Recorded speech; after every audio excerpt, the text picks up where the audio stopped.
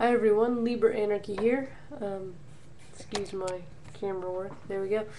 I would like to talk to you about psychic vampires. However, I'm not talking about psychic vampires in the LaVeyan sense, nor am I talking about psychic vampires in the Michel Belanger sense. Now, Anton LaVey, when he said psychic vampires, he was talking about leeches, people who might tell a sob story or do a little something for you, such that you feel compelled, obliged to do things for them, and you feel guilty if you don't, so you end up giving time and energy to them, and they do not eventually give back in return. They just give only as much as it takes to get as much out of you as they can, leeching off people.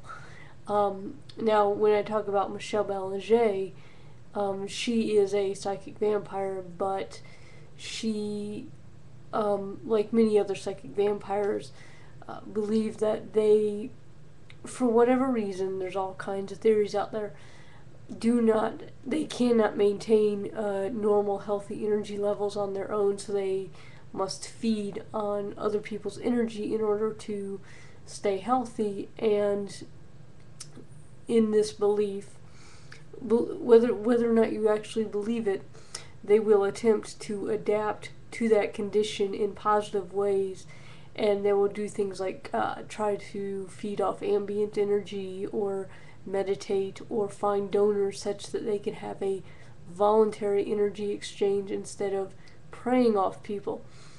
The psychic vampires I would like to talk about are people who may be psychic vampires in the sense of needing to feed off other people's energy in order to maintain normal energy levels and stay healthy. However, they do not attempt to cope with it in healthy ways. There's a person in my life who probably is a psychic vampire, but even after I, in a point of frustration, openly voice my concern after offering to loan her the Psychic Vampire Codex, she basically announced that she is going to willfully remain ignorant of psychic vampirism in the positive sense, in the sense of going on forums and trying to learn how to feed in healthy ways and learn all about the red pages and House Kapuru and Father You Know Who and all the rest of it. And no, I'm not a vampire or in the vampire community, so if I'm misrepresenting, I do apologize. It's not my intention. I've been kind of on the peripheries of that, and I've had a lot of friends on the internet who are vampires, but I don't go hang out at the forums, though I am actually reconsidering that and considering getting into the community and learning more about it. From those who have experienced it. Now then, so when I talk about psychic vampires, I'm talking about people who maybe they do have a situation where they do need to feed from other people. However, they do not care to set up any sort of voluntary exchange. They don't try to cope. They just continue in very unhealthy behavior patterns in order to feed. And whether you believe it or not, there are people who will constantly try to get attention. On YouTube, many of us joke about being attention whores. Sure, we'd like our FaceTime. Everybody does, I suppose. But there are people who are at the center of drama, be it on YouTube or real life, constantly. Or there are people who constantly have these hideous, horrible sob stories about how put upon and victimized and abused they are, and for some reason they can never get it together. They always have some story about somebody doing something to them, right? Or you have people that know how to do nothing else but attempt to dominate and intimidate and get in people's face and do things that are intrusive. Run around invading people's space. I've met a fair amount of people who they will do things that maybe seem nice, but really aren't. There are things that are invasive, and even if it sounds weird, you have to speak up. Excuse me, I'm uncomfortable with being touched. And they might say, oh, well, blah, blah, blah, culture, blah, blah, blah, insecure, blah, blah. Wrong answer. No, I'm uncomfortable being touched. I'm sorry you think it's strange. I'm uncomfortable being touched. Don't do that. You have to stop. Or people who use condescending language, um, or even people that use their name, or use your name, but use it in a way like they've got something on you. Of course, not everyone who does these things is a psychic vampire, but I've seen people constantly do stuff like this, and talking to them is a real strain. It wears on the nerves. So, there are certainly different methods that you can use to cope with these sorts of psychic vampires.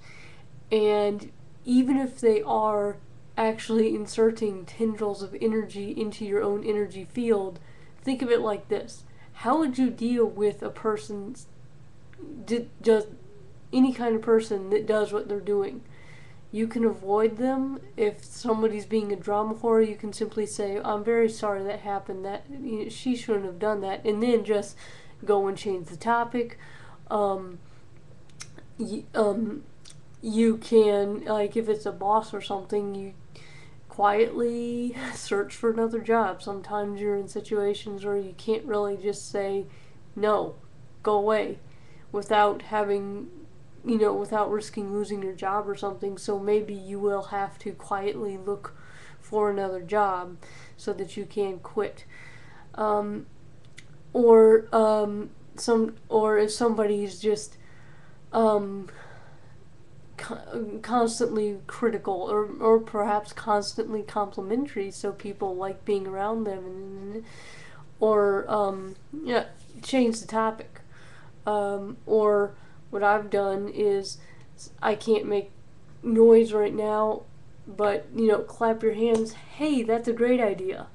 Or snap your fingers. Smack your hands on the table is not necessarily like negative or something. Just break the pattern.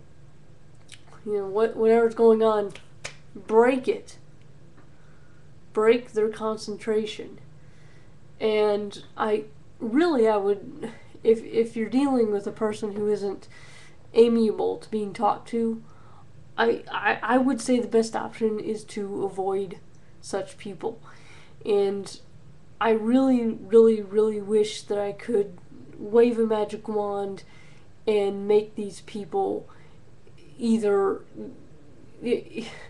go to a therapist and work out their issues, work out why they need to essentially drain other people, why they need all the attention that they do, or if they really think it's something metaphysical, to actually seek out people like themselves in this age of the internet and say, help. How do I get energy without hurting people? And if you are one of these people, just Google psychic vampires. Google psychic vampire codex. It's Google Red Pages. I don't know if it's still around, but Google it. Google Order of the Silver Tongues. That's a discussion group, I believe. It's all over. And let me tell you something. If you don't, what you're going to do is, even if people aren't aware of this whole psychic vampire business, people are going to avoid you. They're going to be passive aggressive, even if they have to sit down, shut up, and listen to you at risk of losing their job. They're going to be passive aggressive towards you. They're going to do what they can to exert power over you. Or people will stop listening to you. When you really do need an ear, because somebody really honestly and truly has hurt you, people aren't going to be there to listen to you.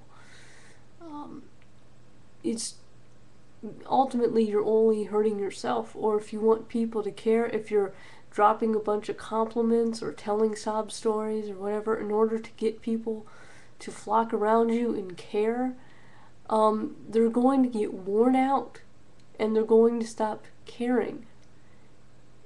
People can only take so much. And if you're a drama whore, even on YouTube, people are only laughing at you, essentially. There comes a point where you're just a lols cow, and people say no one's going to take you seriously. They'll say you're just a nutcase, an idiot, somebody who doesn't know how to carry on their affairs, a crazy person, a lunatic, and they're just going to laugh at you.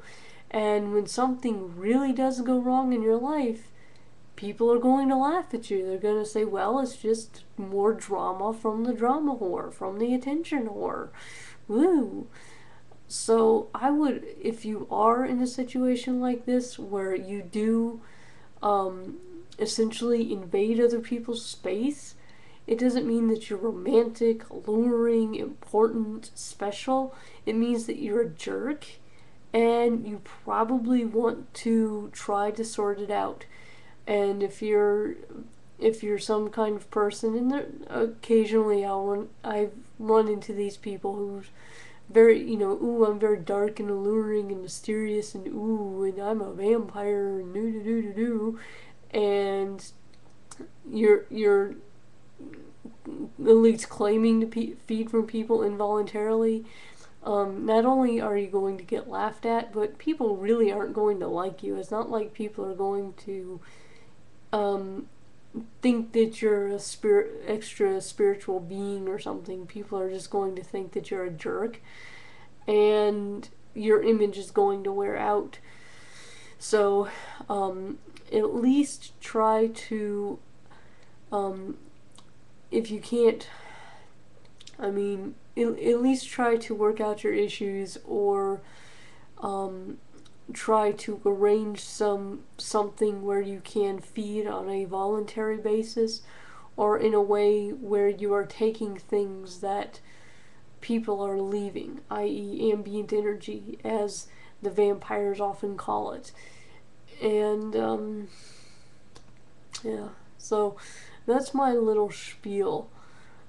Because I'm watching things about psychic vampires on YouTube, and I'm either seeing things like news reports with Michelle Belanger, well, that's fantastic, or I'm seeing the other extreme, people who are like, ooh, the evil, bad psychic vampires, and you must defend yourself, and okay, that's fine. There are people who are evil, bad psychic vampires that are predatory and just don't give a damn, but there are also a fair amount of people who don't know it, or maybe in denial, or and it doesn't necessarily have to be a metaphysical thing either, and so it doesn't necessarily have to be treated that way.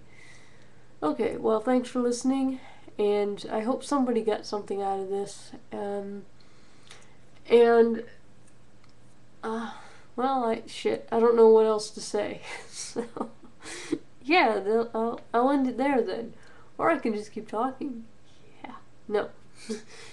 All right. Well, look, have a good day, and so this is LiberAnarchy, and I will think of a cool sign off.